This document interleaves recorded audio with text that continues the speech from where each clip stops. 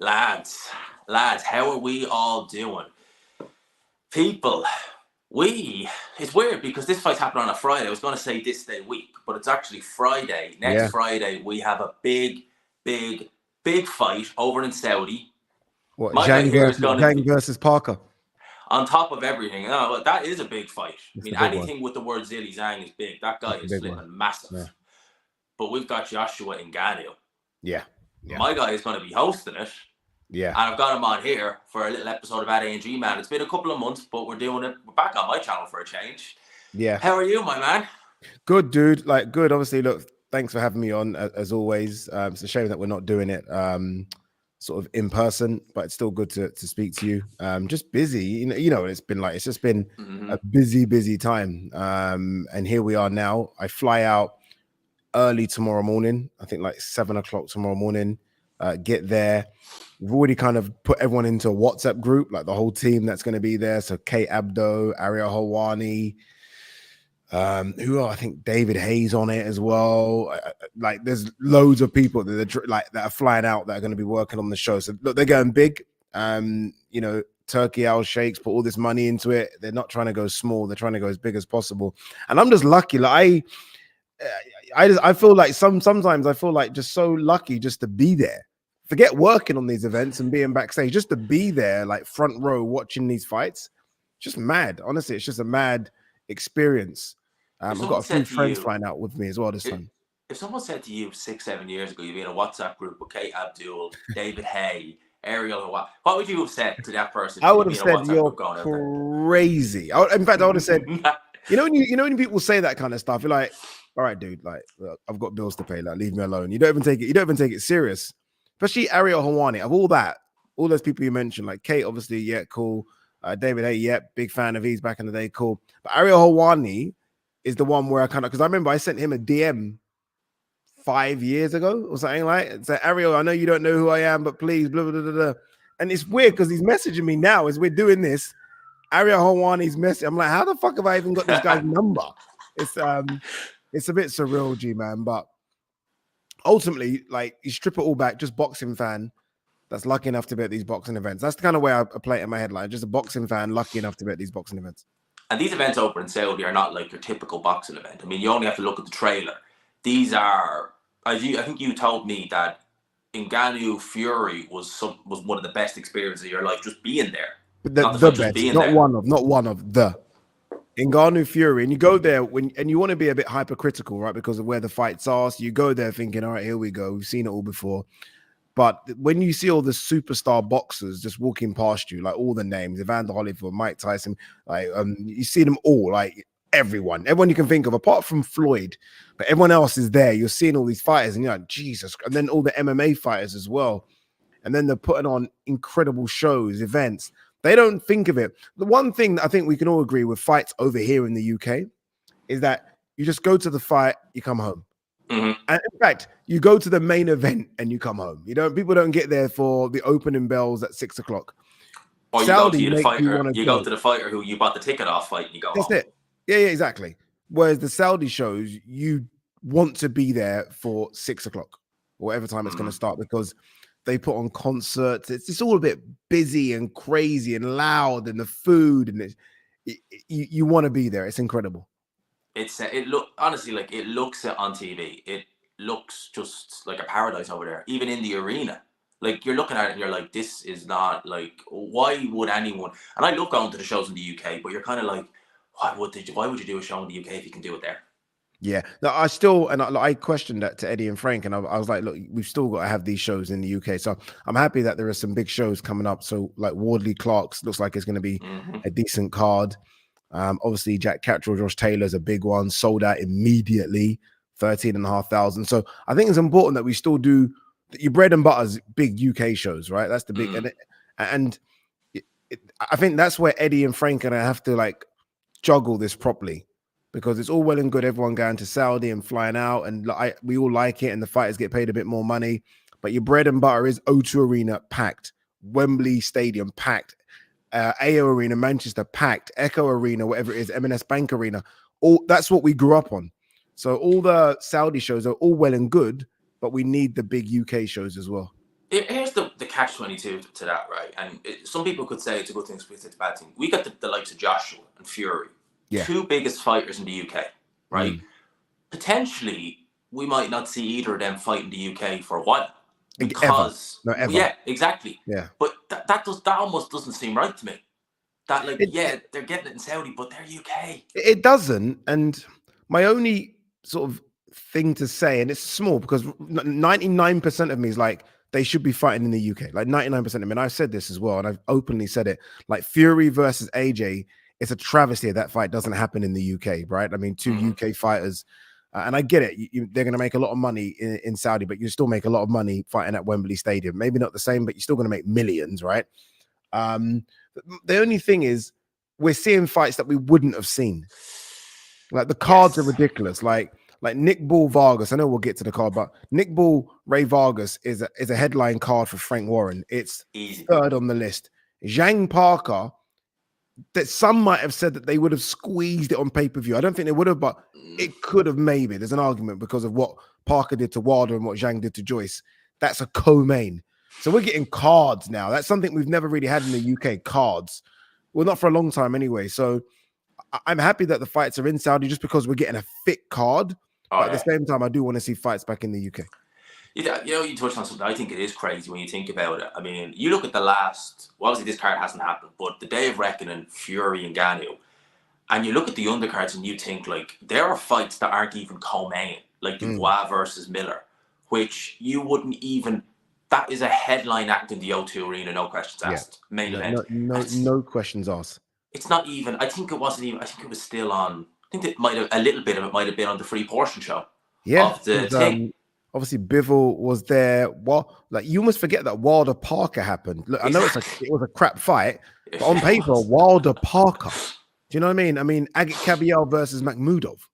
Like, everyone forgot that happened. Kabayel probably stole the show. Like it wasn't AJ beating Otto Volin. Kabayel beating that giant stole the show. So look, we're having great cards. It's ridiculous, and I can't even imagine what's going to be on the undercard of Bivol Beterbiev.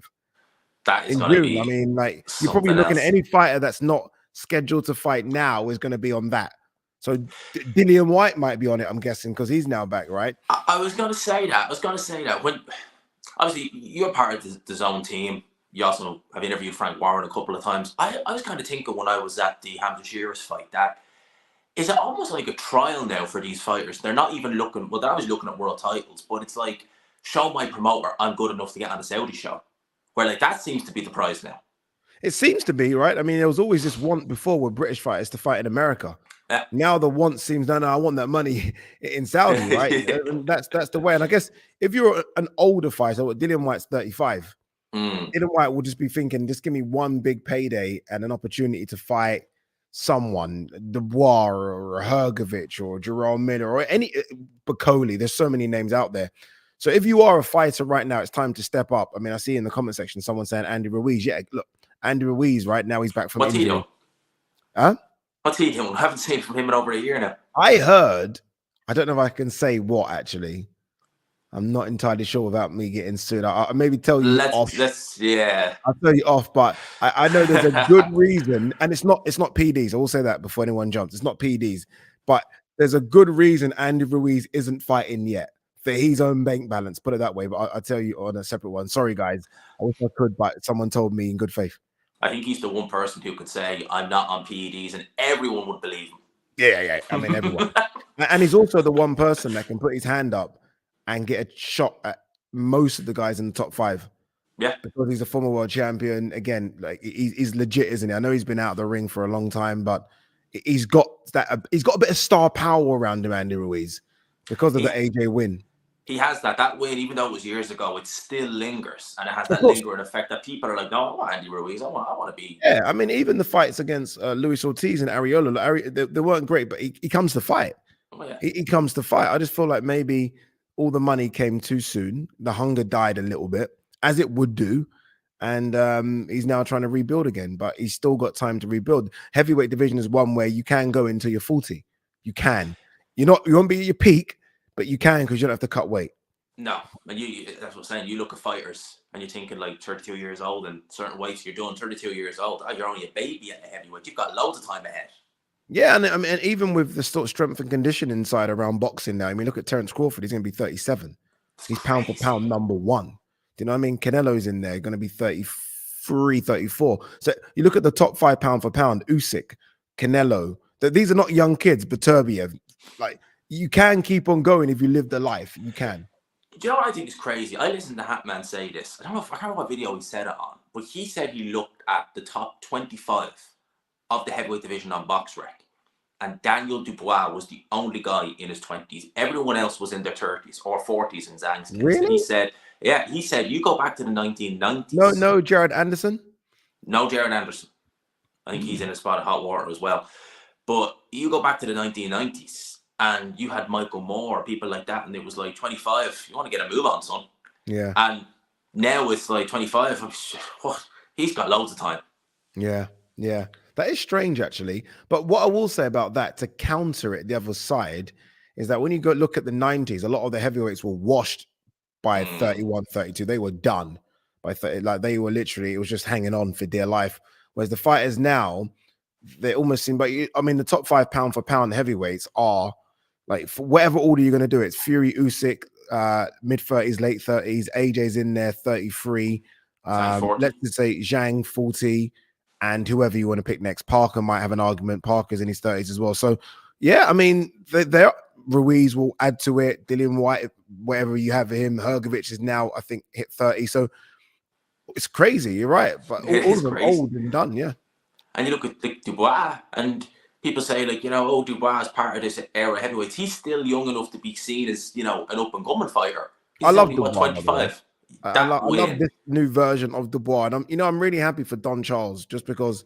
Oh yeah, Don Charles is obviously with Chisora, and he doesn't get that much credit, and I felt like he needed a new lease of life, and he's got a young Dubois, and especially coming off that big win. That's Don Charles's biggest win as well. It's bigger than when Chisora beat Takam. So yeah, I feel like I'm really happy for Don and that team. I think the context of the win, coming back from that Usyk, it wasn't like Dubois had fights in between to rebuild. It was Usyk in August, and then you're straight into this big fight against Jarrell Miller, who really tried his best to put it on and get in Dubois' head, and he came through all that. I think that is going to help him leaps and bounds. Oh, he had a gut check in that fight. I mean, I was in the studio a bit, so I couldn't see what his dad said. But when I spoke to Frank Warren, Frank said he told Dubois' dad to go up there and speak to Dubois. Like, he had a gut check around round 5, where he's obviously blown his gasket, and Jarrell Miller's 100 pounds heavier, and he's still there. And he got through that. And I can't even imagine what that feels like when you know I am blowing out of my arse, and this guy who's 100 pounds heavier is still here. But his dad spoke to him, and I think he needed that, because obviously all the quick talk with him, he needed to not give in again. And I'm happy he didn't, because I'm starting to a bit of a soft spot for Dubois. I like him. He has that kind of effect, doesn't he? That you do want to see him do well. He just has something about you. You just want to see him do well. And I think that performance there, he is going to be front and center of Frank Warren for that Matchroom Queensbury show. And when Dillian Whyte said he's coming back, I was thinking, there you go. Heavyweight, co-main, that's a big fight. They tried to do that fight a couple of years ago. Yeah, what will be interesting, though, with regards to that one is, I know Hrgovic has, like, he's not got a deal with Matchroom, but he works alongside Matchroom. And I do wonder if Eddie will put Hrgovic up for the 5x5. And I know Dubois called out Hrgovic. So, I mean, look, you know, one thing about in previous times, guys like Hrgovic will say, no, I'm sitting on the fence and I'm waiting for my shot. Kind of like what Dillian Whyte did when he was waiting for Fury in the WBC shot. Now, with the kind of money on offer, everyone's like, I'll fight. Yeah. Like, no one's sitting on, no heavyweight, none are sitting on the fence anymore. Even Wilder's like, I'm coming back, I'm ready. Because there's so much money and glamour out of fighting in Saudi. So we're not going to get fighters sitting on the fence. This isn't like what's going on with PBC fighters in America. I think a lot of fighters now in Europe are saying, okay, I'm ready to go. I think it's gone across the pond as well, where they're looking at America and being like, I don't care. I want over there. I want over there because it's there. And I think, bear in mind, Turkey Al Sheikh has been talking about the shows going on to Beterbiev Bivol, which is in June. That does leave another 6 months of the year. So God knows what he's got planned for the second half of the year. Yeah, I do wonder, though, because obviously Riyadh season was supposed to end in March. It was done. It was supposed to end in March. And remember, we wasn't supposed to see AJ Ottavoni. We weren't supposed to see AJ Ngannou. It was supposed to be this period here was really just supposed to be Fury Usyk. Obviously, it's been extended now. Riyadh season is kind of coming to the end, and it's been extended to June. I think though the June fight will be their last, and they'll start again. They'll pause and start again in September, October. Yeah, I think so as well. Going to happen. Yeah, I don't think they're going to do it all the year round like this. I do think they're going to pause and do their own thing. I don't think so as well. I think I was going to say, like, they seem to have endless pockets over there. They could probably do it if they really wanted to, but I think that it's crazy what's going on. It really is. In boxing, we've never seen anything like this. And no, we haven't. And when you combine it with, again, some of the shows that we're getting over here, like I even like the Dalton Smith Cepeda one. I think that's going to be a decent card. Obviously, Terry Harper, Sandy Ryan are on that. I like the Gil Barrett fight. So we need more. And then obviously we get Garcia versus Devin Haney. It looks like it is going to be Canelo Munguia. Yes, that's a good fight. I don't mind that one. I did not want to see Belanga. So as long as it wasn't Belanga, I was cool. It's a shame what's going on with Gervonta Davis. Like, look, Frank Martin's unbeaten. But really and truly, in that division, it should be easy. It should be Gervonta Shakur. Should be a co-promotion, Gervonta Shakur, two broadcasters putting it on. It's weird what's going on over there.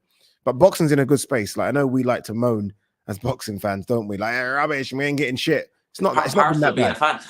Yeah, it's not been that bad. No, and you know what's funny, right? You were saying about the UK shows.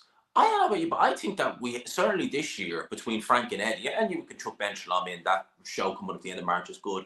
They have improved their shows. I think it's almost like the shows in Saudi have given Eddie and Frank and Ben Shalom, I know he's not all to an extent, that kick up the backside to say, let's get our shows bigger. You know, because you look at Frank's show coming up in a few weeks in Birmingham, that's a really, really good show. Yeah, you know? I agree. You know what I think's happened as well? I think, and I'm just talking a bit from obviously the standpoint of me working for Matchroom. I feel like there's been a gap now with shows. I felt like a couple of years back, it felt like those shows just for the sake of shows every other week, and they were thin. And obviously, Matchroom hasn't done a show now since the one in the Indigo, the British title fight. Yes. So that's quite a while. So it's almost a case of, okay, let's not spread ourselves thin now. Let's kind of beef these shows up a little bit. I'm not trying to say they're perfect. I'd be the last to say that. But I do feel like they're taking time now to give us a bit more depth. The Magnificent Seven cards are a bit more chunkier. This Wardley Clark show is a bit chunkier as well. So I do feel like we're not getting as many, which I think is better. Before, I think they were trying to compete with each other and just put shows on every week. And I was like, oh, this is crap. Let's slow down a bit.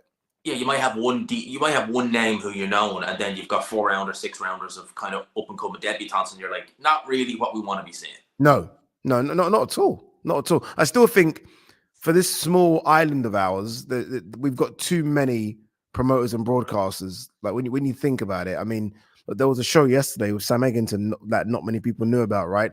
Like, there's too many broadcasters. Like, imagine we just had one with all the talent that we've got over here. It'd be fucking incredible. Like, I feel like the talent's being spread so thin that you are going to get some shit ones. It's inevitable. A black Joe Rogan. I like that. I'll take that. I'll take that, boy. Man, if you imagine me or you or got our channel half as successful as that. Fuck. Joe Rogan, he owns Spotify. Spotify would Joe Rogan, Spotify. But you know, you never know when your shit's gonna blow up. Like, no, you just gotta keep doing what you do. Just keep putting the content out. You just don't know. Like, you look at what's that guy in America? Does what we do. Very animated. Showbiz. I remember when Showbiz had 30,000 subscribers. Showbiz is now on his way to 300,000. I know. Like 300,000. And bear in mind, in our kind of thing, Hatman was the biggest, right? In our thing. And he's just gone to Showbiz guy.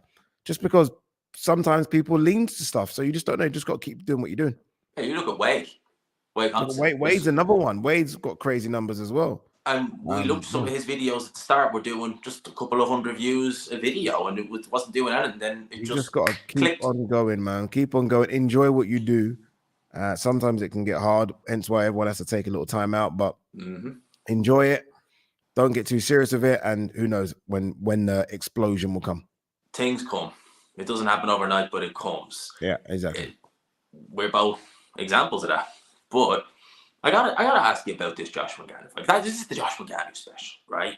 When this Yeah, fight exactly. was, We've not even spoken about we've not AJ. even People spoke have about it. tuned in for AJ and Ghana, and we're fucking talking about everything else. Let's go. Let's go. I kept them waiting for 20 minutes. We had good. That's a 20-minute intro right there. All right. And you're all still here. When that fight was announced, I was like, okay, makes sense from a financial point of view. But now it's kind of like I'm really excited for it. Maybe it's the gap because Fury Usyk's not happening. The more I look at this, the more I'm like, I actually am looking forward to this fight. I've even said I've changed my mind on my perception, and I'm like, how could this go? When I did the face off for these two, so I wish they could do a behind the scenes of the face off so people can actually see what it's like. So AJ's in there with me first. AJ comes in. AJ's obviously big. He's wearing his stuff, his usual kind of like tracksuit, whatever. Ngannou walks in like the African robe. And I kind of ask Ngannou if he can turn his chair around. Because you know, a lot of the face-offs, they kind of sit with the chair the other way around. Yeah. AJ does it, no problem. I say, Ngannou, can you do it? And he's like, no. He says, I'm a king. Look what I'm wearing. We don't sit like that. And I was like, oh my God. And he was so huge. Like AJ's a little taller. I'd say like half an inch. But the size and thickness of Ngannou, even when he got up and left, because he left first, me, AJ, and AJ's manager, Freddie Cunningham, were like, Jesus Christ, he's a big man. And if AJ stands, someone's big. Bear in mind, AJ's nearly 18 stone. You know the guy's big. So yeah, man, there's a bit of worry. I think a few people are very nervous in and around the zone and AJ's team, and rightly so. There should be a bit because this guy is big. He's big and he's strong, and he's got his mental game to a T. He knows what he's doing. I have something I want to ask you, right? And this is something I've been thinking a little bit about. So AJ, as you said there, said, oh God, Ngannou was big. Now, AJ is a big guy himself, but I've always felt that AJ, 240, AJ thereabouts, is at his best. Yeah. I don't like it when I see him in the 250s. If he's looking at Ngannou and thinking he's big, I need to be just as big. Do you think there's a risk? And I mean this, that he could come in the maybe 260s. Bear in mind, it's a 10-rounder. So you're going to have to work at a higher pace. If something like that happens, I'd be a bit worried for AJ if he just decided to pack it on. You know what? If AJ, and this is not discrediting Derek James at all, but if AJ was with Derek James, maybe Derek might go down the size route, right? I mean, we've seen Errol sort of fight night weigh in really big after sort of rehydrating. I think Ben and Lee Wiley, they're so analytical with things. I think Devin Haney said this recently, right? That they just really do things down to a T. They don't miss a trick. So I think they'll look at AJ's performance against Otto Vollen and think, okay, we like the AJ that hits and moves rather than the AJ that just plants his feet and stands there. Look, AJ might come in a few pounds heavier, which is not a bad thing, just because there's going to be times when he might have to try and push Ngannou back a little bit, but it would be stupid to come in over 18 stone. 17 and a half stone AJ for me is just, that's what I want to see. A guy that's on his toes, moving around and can go 12. Ngannou's already said that, you know, this fight's 10 rounder because he wanted it a 10 rounder because he can't do the 12. So AJ should take that as a sign of this guy will slow down if AJ puts the pressure on. And I think AJ will. But do you think that in one sense for Ngannou to be a 10 rounder, he's like, right, well, I know I can set a high pace. It's 10 rounds. Joshua hasn't fought a 10 rounder in what, 7-8 years? And you're thinking, okay, look, this a 12 rounder. I know people say it's only 2 rounds. It's 2 rounds where you can, you know, take a bit of time. You can settle yourself in. You're not as worried. 2 rounds, it can make a big difference. And especially if because Ngannou, we all thought against Fury, he'd come out swinging. He didn't. He came out boxing and counterpunching, which that shocked me. A lot of people are thinking maybe that's what he's going to do now. Come out, you know, counterpunching, and yet he might come out swinging. Yeah, I mean, look, with Ngannou, it is that kind of mystery factor. We have no idea, do we? Fury looked so bad that night, so it's difficult for me to gauge how good Ngannou looked just because Fury looked awful, horrendous, honestly, like a pub fighter.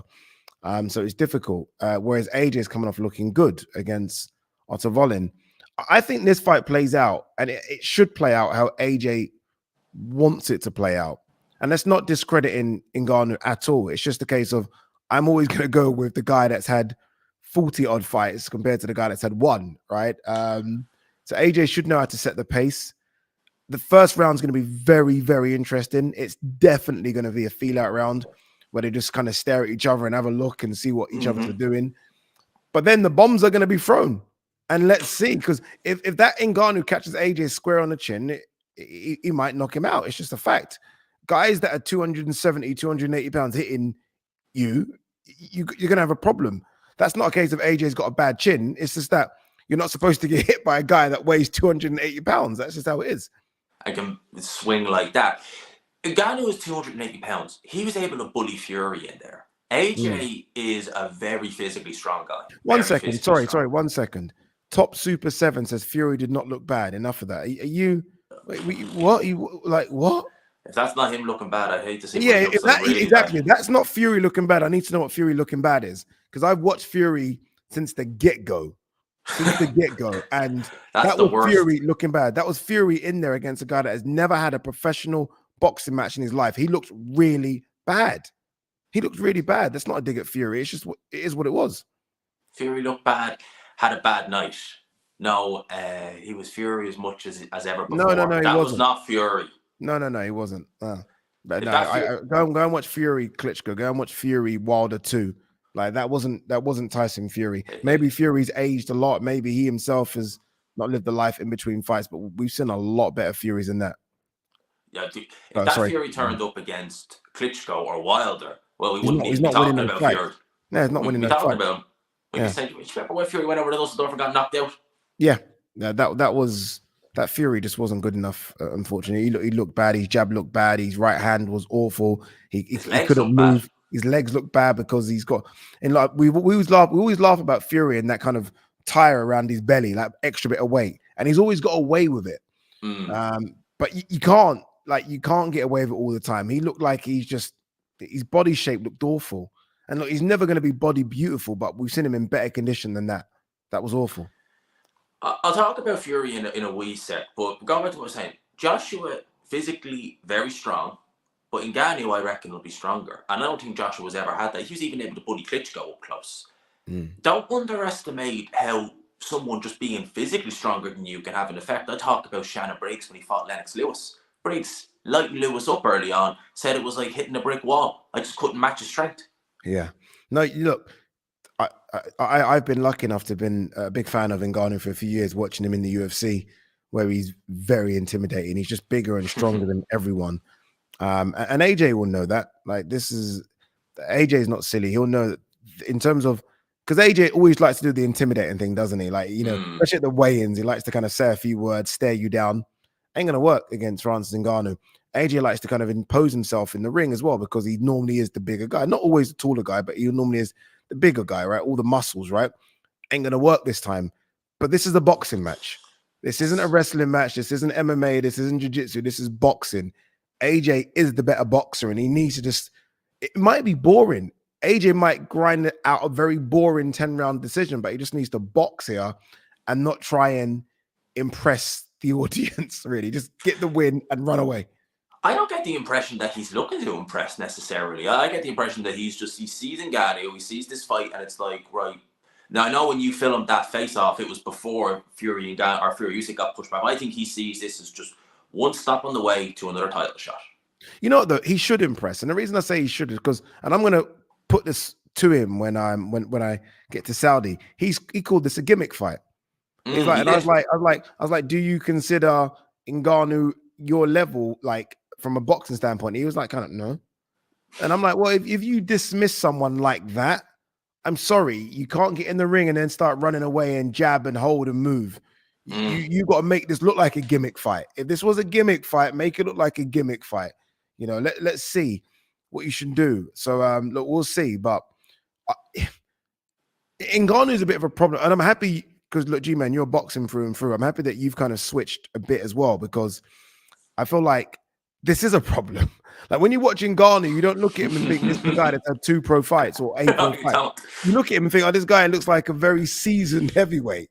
So I'm happy that people are starting to kind of come to the idea that this might not be as easy as we first thought. What the thing now about this is, as much as I'm looking forward to it, I am making AJ favourite, as we all are, and I'm thinking, if he beats Ngannou, what does he do next though? Because Fury Usyk has been pushed back, and it seems like that's maybe off the table to fight the winner.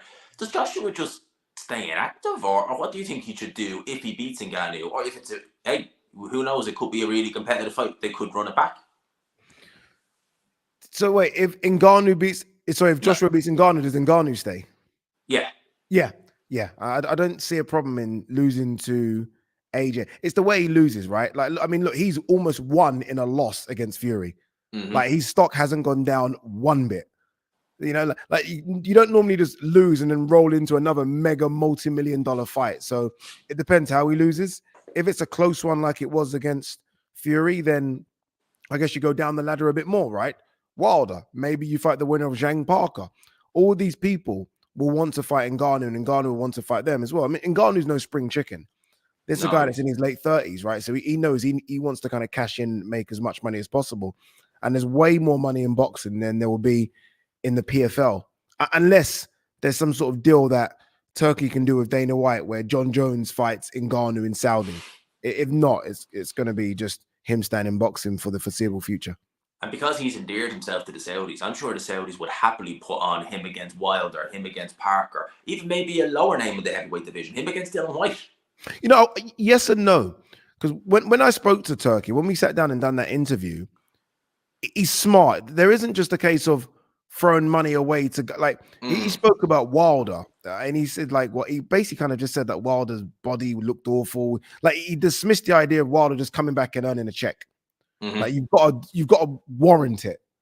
And he's giving guys the opportunity. Yeah, he's not just giving it out to anybody. You got to warrant it. Hence why Jaya Patai is back on the card, because of how destructive he looked against Elizoro.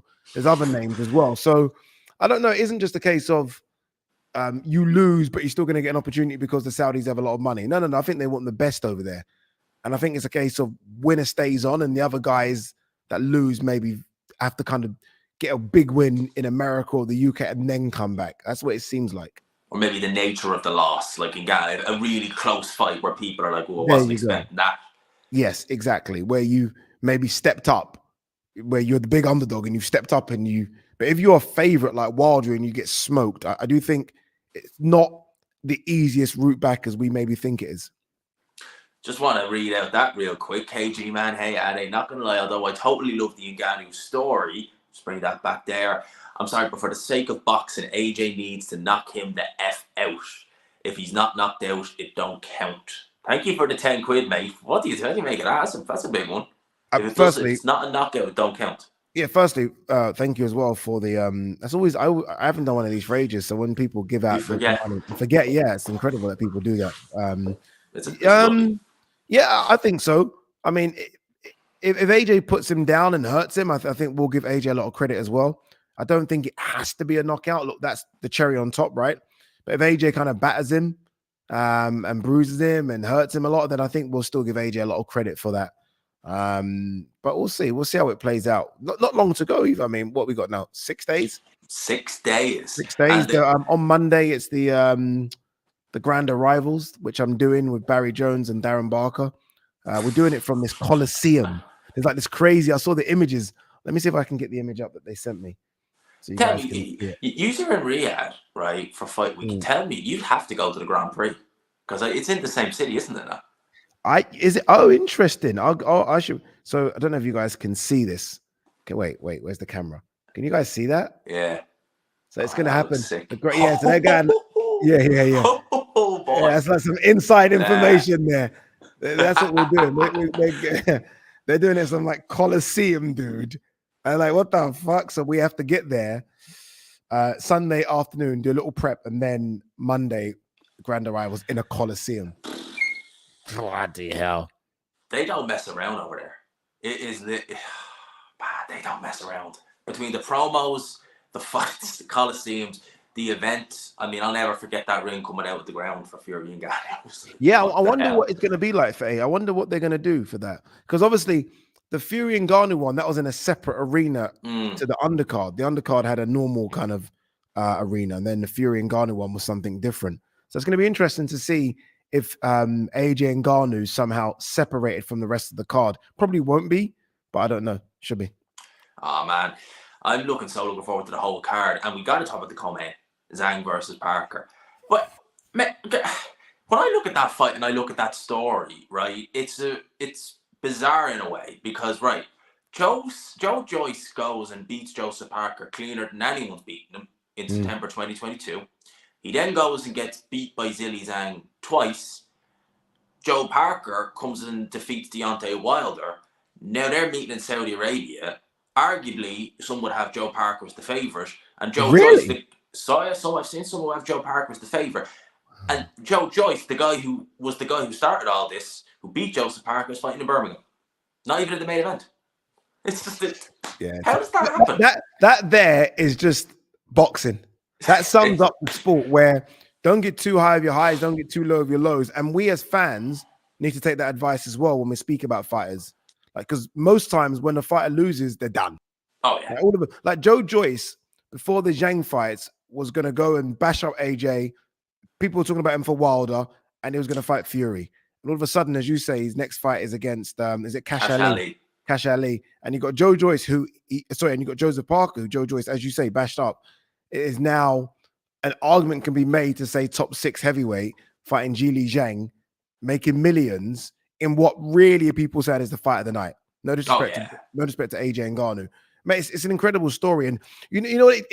I think this alone tells people boxing is always about activity. Stay busy. Stay busy. That's why I'm confident about AJ, because this will be AJ's full fight in 11 months. Joseph Parker going into the Wilder fight, that was his fifth fight. Yeah, in a year. You've got to stay busy. Whereas Wilder came into that fight and he had a round in 2.5 years. It's always about staying active. That's exactly what I've always said, is if you keep the activity going, you keep staying in shape, it doesn't matter. People forget about that loss pretty quick when you wrap together a couple of wins. Yeah. And you have opportunities. And listen. And you don't necessarily need to fight killers. Nope. Joseph Parker didn't fight a killer. Didn't fight a killer. Like, literally, I mean, he had a fight in New Zealand. He had that fight against the cruiserweight who I can't remember that came up. Yeah, so he's not fighting killers. He's just staying busy. He's doing fight camps with Andy Lee. He's in and around with Tyson Fury and that lot. And you can say the same thing about AJ, really. I mean, I think Jermaine Franklin's a lot better than people give him respect for. But Franklin and Helenius and Otto Vollen aren't killers. But he stayed busy. And that's the most important thing. You've got to stay busy. A lot of these fighters are on the shelves for a year. Like, how can you be good at your sport if you're not fighting for a year? It doesn't make any sense to me. Do you remember, we talked about the 90s earlier? Those guys, it was, if you say had 2 fights in a year, some of them would be saying, you had a quiet year, didn't you? Where we look at that and we say that's the norm now. But back in the 90s, it was like 2 fights, is that all? Yeah, we're lucky. We're lucky we see some of these superstars twice a year. I mean, the only fight that kind of guarantees us 2 fights a year, we know is Canelo, like guaranteed you're going to get September, May. Most of these other fighters is guesswork. I mean, Terence Crawford's coming off not just the biggest win of his career, the biggest performance of any fighter in the last 5 or 10 years, and he isn't scheduled to have any fight this year. That's criminal. That's crad. That's criminal, and that's just the way it is. So yeah. That is absolute. Terence Crawford is one of my favorite fighters. And you know what is even worse is that I know that Boots Ennis fight is there, and I want that so bad. Yeah. Oh man, we all want to see Crawford against Ennis, because that would be, man, that's a Saudi main event. Well, Crawford versus Ennis. Oh yeah. Yeah, I think for Crawford, the problem with Crawford is that he looks at Ennis, and Crawford's waited so long for his big shot against Spence. Like, he's waited. I mean, Crawford's again going to be 37 soon, and he's thinking Ennis is going to get his big shot, and he's not even done the hard yards that I've done in terms of the weight.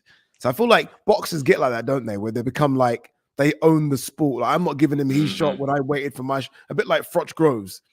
And there's that risk of there is a risk factor like Froch Groves where the younger guy can cause a problem here. So if I'm Crawford, I don't fight him. I'm like, fuck that. No, I ain't fighting him. I'm not saying I don't think Crawford would win. I do, but if I'm Crawford, I honestly try and make a play for Canelo at 164 or something. Try and make a play for him. I love Terence Crawford. I think he's tremendous. One of my favorite fighters. I would make Canelo favorite, but not a massive favorite. That's how good Crawford is. Yeah, and I've been around both out of fight camps. And Canelo is stocky. Don't worry, big legs, big back. Crawford's quite big though, you know. He's not as small as maybe he's not as wiry as we think. I know he struggled to make weight for Spence. there was a lot of massive rumors going around in Vegas at the time. Oh, Crawford's not made weight. Crawford's not made weight. And I'm guessing those rumors didn't come from nowhere. So I'm guessing he did struggle to kind of get into that 147 frame. So Crawford's a big guy as well. Obviously not big like Canelo, but he's not skinny as maybe people think. He's not as wiry as you think. You think that is a fight, though? Because I know I've heard Crawford isn't with PBC now, so he's open. No.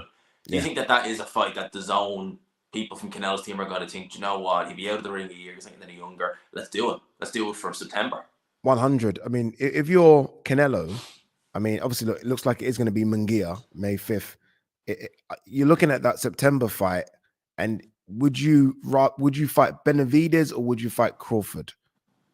Although I've been hearing, I feel like I'm giving away quite a bit here, but I've been hearing Canelo, obviously, if he gets past Munguia, potentially wants to fight the winner of Bivol Beterbiev. 175. Yeah. 175 to become. And if it's Bivol, then that's the get back, isn't it? He wants to get back. If Bivol wins, that's the undisputed rematch. Versus undisputed. Yeah, it's the rematch. Yeah. It's the rematch. Yeah. And if Beterbiev wins, I think Beterbiev will fight Ja Pataya at cruiser.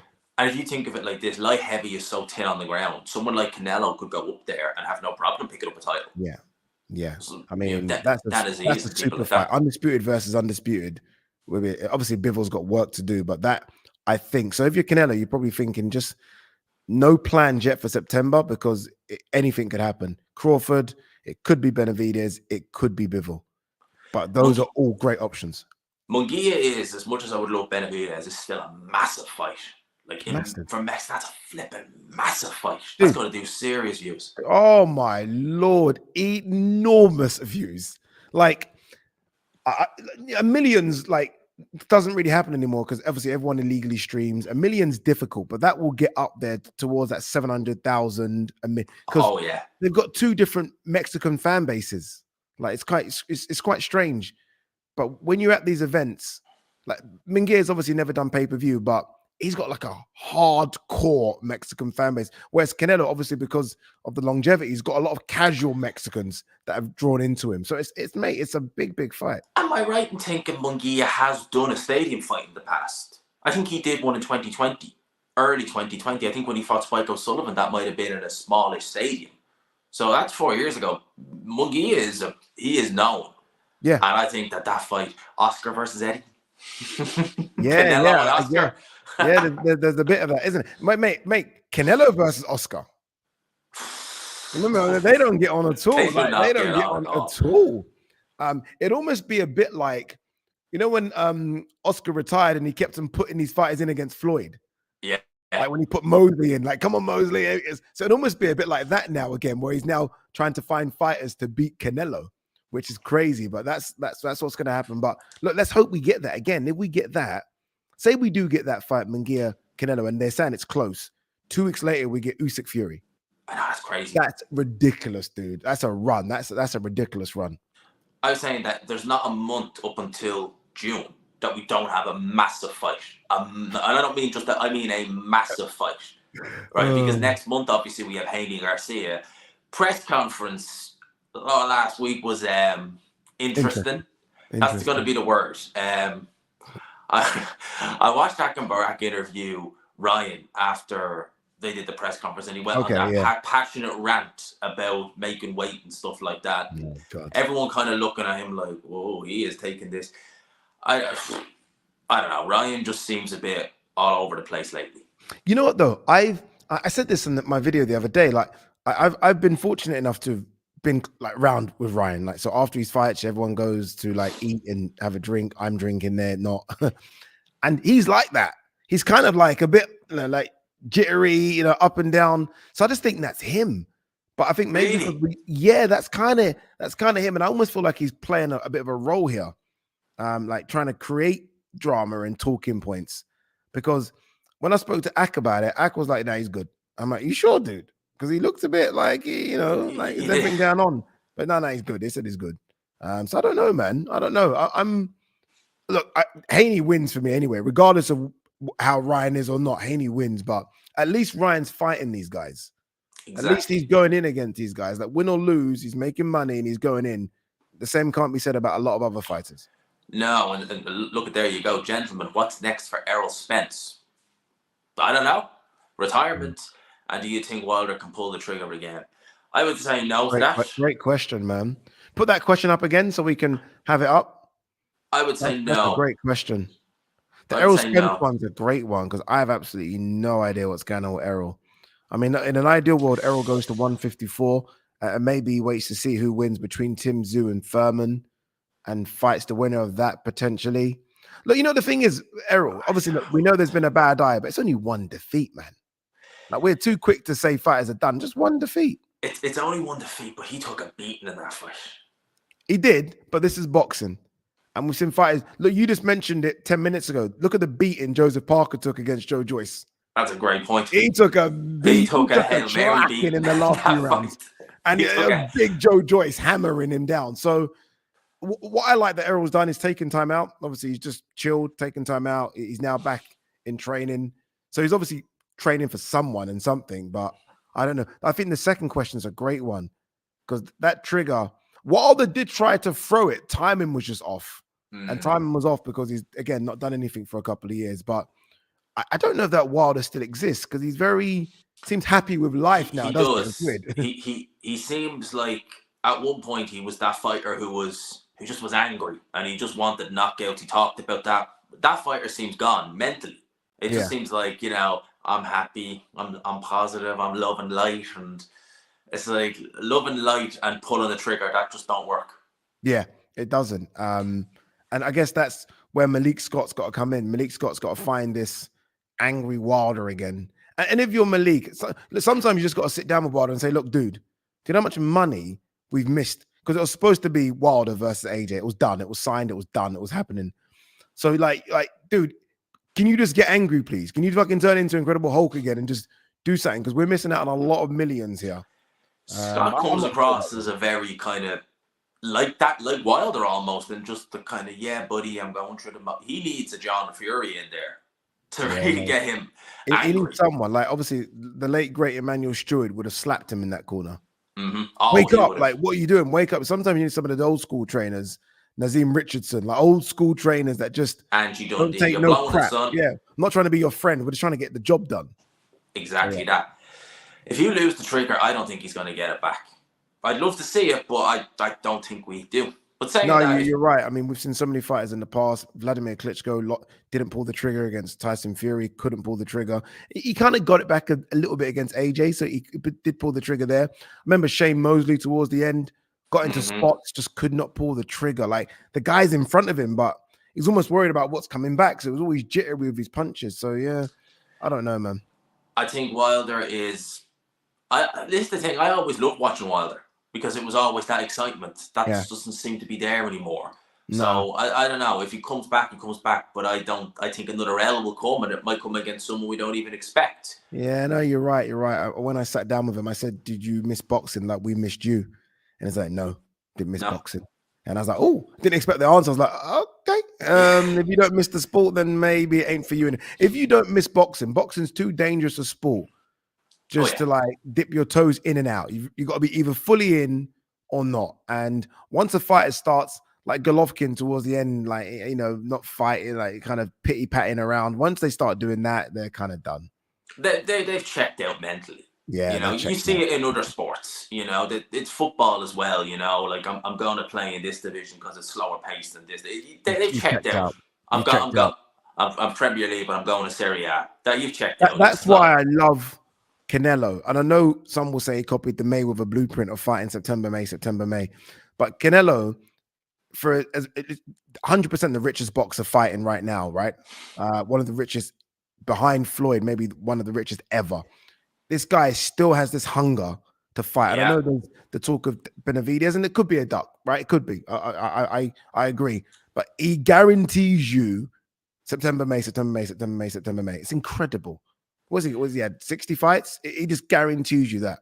And the hunger is there to still fight the best. At least we think that. Whereas Benavidez may be the exception. But it's not like he's coming in and trying to do gimmick fights. He has the hunger to just put... I mean, one of the reasons why I don't think him and Ryan get on is he pulled Ryan up for not having the work ethic that he has. And Canelo, multi-millionaire at that point, still has that work ethic. Ryan hadn't even fought for a world title and was like, your work ethic's not good enough.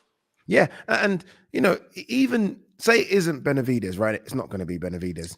Munguia's not fucking like. It's not bad. He's good No, fight. it's not the worst. It's not Rocky Fielding, is it? I mean, No. Munguia is legit. Like Munguia is an unbeaten world champion in another weight class. Munguia is legit. Like he's fighting guys that are good. So 40 we'll odd see. wins. Yeah, and he's been doing it since he was 14. Like he's been fighting professionally as a man since he was 14 years of age in Mexico. So I can't dig Canelo out too much. I know he's had the problems in the past, but I can't dig him out. At 21 years old, he was willing to fight Golovkin. Do you remember that? No. Munguia. Do you remember? Munguia. Oh, yes, Munguia was. And the commission said no. Yeah. The commission said no, like this is not, it doesn't make sense for this to happen. Yeah, I remember that. He was only 21 years old. So Munguia, this guy has no fear. So him against Canelo, that's gotta be a fun fight. No, dude, no fear. Like literally, he will. I hate saying this because boxing's a dangerous sport, but he will be willing to give everything. Let's just put it that way. Let me word it differently. He'll be willing to give everything in that ring, everything possible. And I'm telling you now, in terms of atmospheres, a full-on Mexican war. It is, and you'll probably be at that with the zone, man. Mate. Hey, let me tell you that. Even if I'm not there working, which I'm fingers crossed I am, I'm there as a fan. Like some of these cards. I've not actually done the work in. Like I didn't do much on Crawford Spence, but I just begged the zone to get me on a flight. I said I can do some interviews outside. Please, I need to be there, please. And they were lucky enough to do it. But yeah, very fortunate. The last thing I want to ask is we've seen this. It's not even about Joshua Ngannou. Well, I think we've done a good bit on Joshua Ngannou, but we spoke about him at the start of this. He released a little clip on his Instagram. Well edited, I'll give him that. He's obviously taking inspiration off Turkey Al Sheikh doing the trailers. Dillian Whyte saying he's coming back. Yeah, strange. Only 6 months he's been gone and he's coming back. I mean... Yeah, I presume, and presume. Yeah, presume. Don't want to get sued. Have no money. Not rich yet. I presume it's been a 6-month ban, right? It's the only thing. We love that. Bro is deserving. Yeah, I can only assume it's been that because he's been radio silent. He hasn't said anything. I follow him on social media. He posts things about his bikes and his dogs, never about boxing himself. Only when he posts like Wardley or Thomas Carty, who he manages both of those guys. So I'm guessing it's been a 6-month ban. I'm guessing he's just taking it on the chin, 6-month ban, and now we're back because the AJ fight was supposed to be August 12th. August, yes. And this is, at the time, he announced his comeback February 29th or something. So that kind of is 6 months. So it makes sense. But like 6-month ban in the UK is really short, considering they've given out 4-year bans. I mean, he did a 2-year ban in 2012. Yeah, I almost feel like a 6-month ban is almost, I think, again, don't know, and we don't have anyone from the British Boxing Board of Control to confirm it. I think it's a case of when you don't fight it and admit it and put your hand up and you don't try and then go back and forth and it's almost like, yeah, I'll take it. And it might be that. Is it like the punishment is when you see the big bans, it's like, you're making us do work that we don't want to do, so now we're going to punish you. Whereas if you just say, yeah, look, sorry, my bad, give me what you got, you're like, right, fine, 6 months, we're done. Maybe, honestly, maybe. And look, Dillian Whyte's got some powerful people behind him, right? Managers and people that might help that ban be a bit softer. Look, 6 months isn't enough. I mean, 6 months is a fight. It's not even a fight for some of these guys. Like like literally, some of these guys are fighting once a year, so it's not you're not even out of the ring.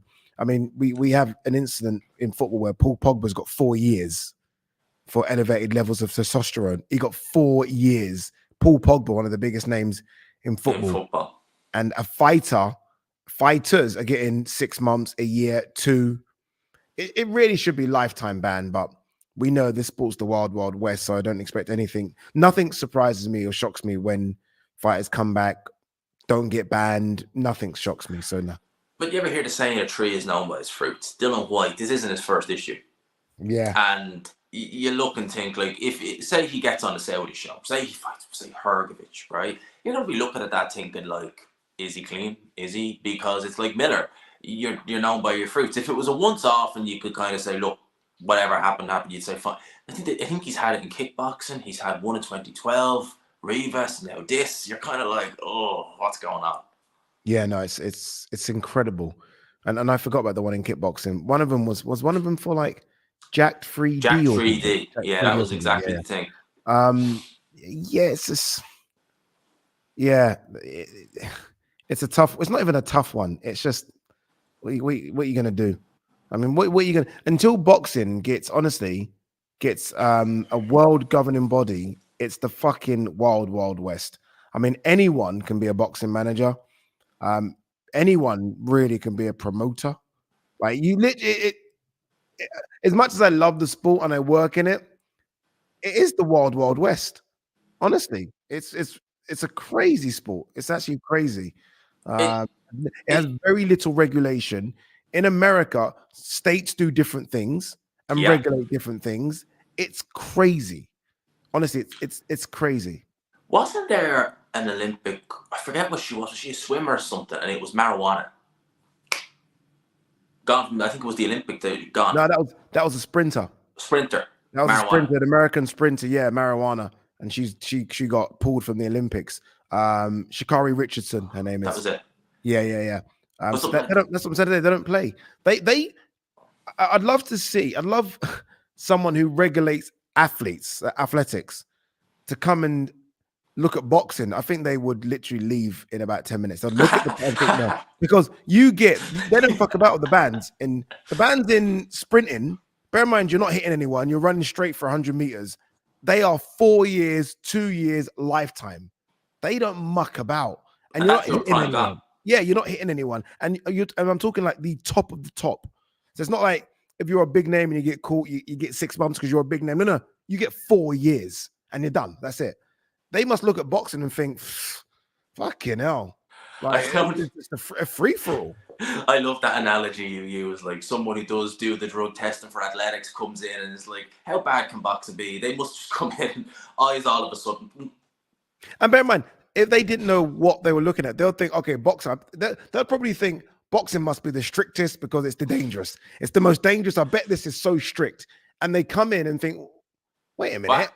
is that Gerard Miller that got banned for having everything, making millions against Daniel Dubois? Like, how? Like, it's great. No, honestly, it's a crazy sport. It, regardless whether Dillian Whyte is back or not, he was looking not great in 2022, especially against Jermaine Franklin. It's been well over a year. I don't think he's going to be any better. Do you be like some people would say, like, you know, he shouldn't be back, but do you begrudge him maybe one last hurrah? Because he's not really going to do anything else, I don't believe anyway. He could prove me wrong. No. I agree with you. It's been a while since we've seen a good Dillian Whyte. Like, you have to go. That you think about it. This is a Dillian Whyte so he got beat by Povetkin, stopped in that fight in the back garden. Then he had the 4 years rematch. ago. Yeah, then he had the rematch. Didn't look good in that rematch, did he? Remember? I don't know if you remember, but Povetkin had all the issues with COVID or something. So it wasn't a great Povetkin, but Povetkin retired anyway. Then he had the Fury fight, which obviously he got stopped. And then the Franklin fight was November 2022. 2 years in the OVO. So it's been a while since we've seen a good Dillian Whyte, and he's 35 now. So I don't know. I'm not quite sure, but he's got the name value. Like Dillian Whyte on a card against someone, you're still going to tune in against a Caballero maybe or someone. Do you know what I was thinking, right? You're Eddie Hearn, you're Anthony Joshua. You want to run out in the UK, make a couple of mil before having a big fight in Saudi. Would you do it? Would you just run it back? 0-2, do it. Yeah, fuck it. What Dillian Whyte, AJ? Yeah. No. Would you not? No, I don't think you can. I don't like. I feel like that'll be a big mistake on their part. I almost feel like they've got to stay clear. Like, imagine the risk of doing all the build up, like they did. Like I did a face off that's obviously never seen the light of day. So imagine doing all that and then this happens again. So then you got to try and find another opponent like you did Helenas, and Helenas got caught as well. But then you got to try and find another opponent again. You just I forgot about that actually. Yeah, you can't build. I don't think it's very risky to do that. I think so, but again, dude, boxing. Like I don't rule out anything in this sport. Anything could be put together or made. Who knows? Boxing is one of those sports where if you explain to someone, right, go back to 2010. Do you see those two guys there? One's Chisora, one's Hay, right? Where there's glasses being thrown and stuff's happening, right? Now, would you believe me if I told you in about 6 years they would be working together and he's managing him? You'd say, what? Dude, I like, crazy. yeah. This makes the Jeremy Kyle show look timid at times. Dude, it's crazy to think that like, even when I see Tony Bellew and Hay around each other laughing and joking, I'm like, you guys were gonna kill each other. Frank and Eddie. Money talks. Money talks in this sport. Like once there's a pound note that can be made somewhere, like it could change a lot of people's opinions on things. I used to look at Frank and think, him hating Eddie Hearn is what's keeping him going, and now it's a pound note. No. You know what? I think you could be correct with the first one. I almost feel like he disliked Eddie so much, it gave him the energy to not step back and give it to Francis and George. It was almost like I'm going to handle it because I want to finish this guy, and they both pushed each other. I mean, Queensberry shows have got a bit better. I think we can admit. Oh yeah, and I think it's pushed Eddie as well a bit. I mean, Eddie went over to America, started doing shows, and this is Frank's contact really in Saudi, so both have pushed each other. And they're better off for it. Both are. And I think the fans of boxing are better off for it. Could you imagine if Frank did after Box Nation said, "Right, George, it's yours"? Now George has a bit of charisma, but he doesn't. I don't think he'd have very hard to find someone with Frank's fire. Yeah, George is more Frank Smith. So I've seen George at shows, and they get the job done. No, I'm telling you for a fact, they get the job done behind the scenes. They're not speaking isn't their forte, but in terms of getting stuff done, they're the same. I would say he's more Eddie Hearn light. No, definitely. Would you not? What do you mean? In what sense? He has a bit more charisma than Frank. Oh yeah, no, he has more charisma than Frank. I'm talking about just they prefer to be behind the scenes getting the work done. Like Frank Smith gets, like he's literally Mr. Behind the scenes getting everything done. Everything. And I think like George Warren just wants to be a bit like that. Not everyone's good in front of camera. Not everyone's great like that. Like to do what Eddie and Frank does isn't easy in front of camera all the time. It's a bit of a skill. Some are good at it. So Dana White's probably the best we've ever seen at it. But some people just aren't. Fantastic. Yeah, like some people say that Ben Shalom's not great. It's not easy. It's tough. The last question, right? The best fight for Wilder right now is Whyte or Joyce. Much love, fellas. Yeah. I would probably still pick him over Dillian Whyte. At this point. What, Wilder over Dillian Whyte? I'd still probably take him. Yeah. I mean, yeah. If he glances with that right hand, he'll knock him out. Yeah. I saw someone in the comment section, I think it was Mr. Doo-Wok or something, said that. Great name. Yeah, great name. That Dillian Whyte, Malik Scott has taken the killer out of Wilder or something. Like he's almost trained him too much to be a boxer. When Wilder's Wilder. I don't think any of us were applauding Wilder's boxing skills. It was just his killer instinct. And I think I agree with his comment that Malik Scott's almost tried to turn Wilder into a boxer. It's like, no, you were never a boxer. You're never going to be Muhammad Ali. You were just a killer. And it's a shame that we don't see that Wilder anymore. That killer instinct won him fights that he wouldn't have won. Yes. It won him fights that ultimately he wouldn't have won. And now you take that away, you've basically got a fairly bog standard fighter. Yeah. Look at that. That comment by Nas. They say the same about Boatsi and he's trained. I don't know. I think Boatsi's still got a killer in him. He does. He still has a killer in him. Boatsi's still got a killer in him, 100%. When he hurt Dan Aziz, they're on holidays together. When he hurt Dan Aziz in that 12th round, he went for it. He wanted to take his head off. Yeah, like Boatsi still has that. Boatsi's very like godlike. Like he's very about his religion, very spiritual. So he might come across sort of out of fights as very humble and respectful. In the ring, I think Boatsi's still a bit of a killer. I think so. I don't think that. I don't. Hey, Boatsi Yard. Who wins? Boatsi Yard. Yard. I'm going for Yard. Interesting. I said Tunde was on the Undefeated podcast stream a couple of weeks back, and I said Boatsi. I don't honestly. I have no idea where. I haven't got a clue, but I just said I said Boatsi, but I don't know see again. That's one that needs to happen this year. If Boatsi was still with Eddie, that would be on the Matchroom Queensberry show. Yeah, that one there. Tunde said he thought that was a stadium, and I was like, it's not a stadium. Not a stadium. It's a good O2 Arena, two London boys O2 Arena fight, and yeah, you don't have to force the stadium things. It's a good O2 Arena fight. Tunde wanted a stadium, wanted the Emirates for Yard Kovalev. Do you remember that? It was like My guy just fought Travis, whoever his name is, I can't even remember. And you're thinking he's in the Emirates now. Good man, I like your optimism, but just no on that. No. But that's another great fight that I think we've seen that Frank has worked with Ben Shalom before. Obviously, we saw it with Joe Joyce and Parker. So there's a relationship there to get the fights done. And I think now that Frank's making gazillions in Saudi, I don't think he would mind or be too upset about Yard fighting on Boxer. I don't think he would mind. No, I think a couple of years ago, it was almost like he had to try his best to push Yard and Dubois because he had no one. Yeah. Now he's got fighters lining up. He's got the Furies, and now he's got the Saudis. So he's just he's got Nick Ball. I know Nick Ball might not be a superstar, and he might not ever be a superstar. Some fighters just are and some aren't. It's just weird how it works, isn't it? But he's got so many fighters. He's got so many. I think he's just signed Luke McCormack as well. Obviously, Luke's not Pat. Pat's a bit different, but he's got some guys now. He's got some guys in that stable.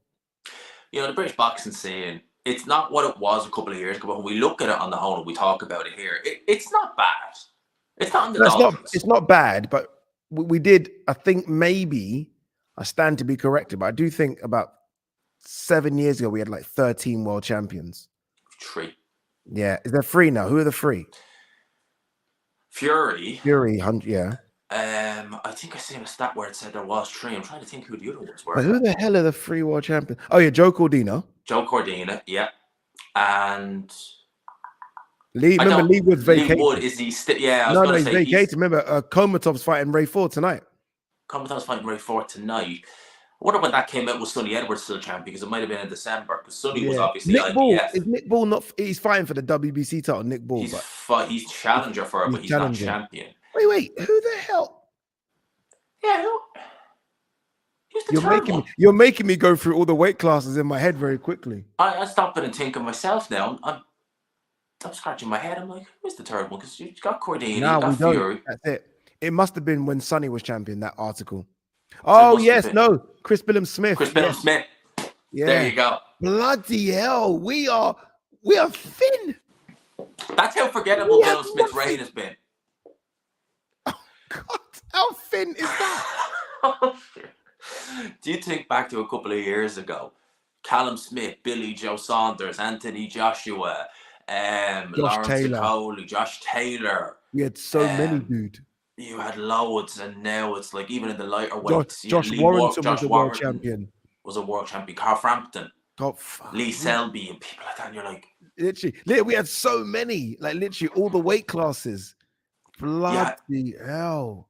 It's got Quinn and Carl Frampton both in the same weight division as I remember when Terry Flanagan was a lightweight world champion, and Anthony Crolla at the same time. We had loads. Now we literally, I completely forgot about Chris Billum Smith. Yeah. That's crazy. Only 3. And I think we were up there with America, Japan as like the countries with the most. Obviously, we're talking male world champions. There are some female ones. There are some female ones. And Tasha Jonas, Sandy Ryan, Terry Harper, etc. But Terry Harper. Like we don't have. Man, I can't believe there's only 3. I am. That's bad. Dude, you know how bad that is? That's really bad. Holy shit, man. I didn't realize.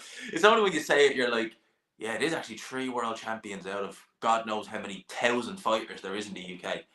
I do think we'll have 4 as of next week. Nicky Ball, I think we'll add a world title. You think he beats Ray Vargas? Oh, yeah, I think he beats Ray Vargas. Yeah, I think he beats him. Vargas, I think he beats him. Huge. He is. I think Nicky Ball will get the job done. I think he'll get it. I'm just coming off a loss. Yeah, he is coming off a loss, but there's levels. I mean, Nick Ball beating Isaac Dogbo is different from Vargas losing to. I think now he's at. Is it? Was it Maxayo? No, it was crap. It was at 130. I can't even think now. That's my box rec to the rescue. The fuck. I'll get it here. Someone will get it in the thing before we even talk about it. But yeah, man, that is genuinely. I can't believe that. If when you read it, you're like, what the hell? How did we? Oh, Shaq Foster. I wish I'd said that because I was actually his name came to my mind when I seen that. By the way, Shaq Foster's not shabby, but honestly, I'm still shocked about the 3 world champions. Are you not shocked by that? That's astounding, bro. 3 world champions. Of all the fighters we have, 3 were, and all the good And by the way, fighters. there aren't that many like going. It's not like we've got 3, but we're gonna have 7 next year. There aren't that many on the cusp of world title fights either. Do you know what I mean? No. Jesus Christ, man. Jesus Christ. It's weird though, because if you speak to Eddie and Frank, they think that everything is fine. And Eddie, like, if there was a sit down with Eddie, Frank, and Ben, and maybe Chuck the Sowlands in there, they'll tell you that British boxing's buzzing.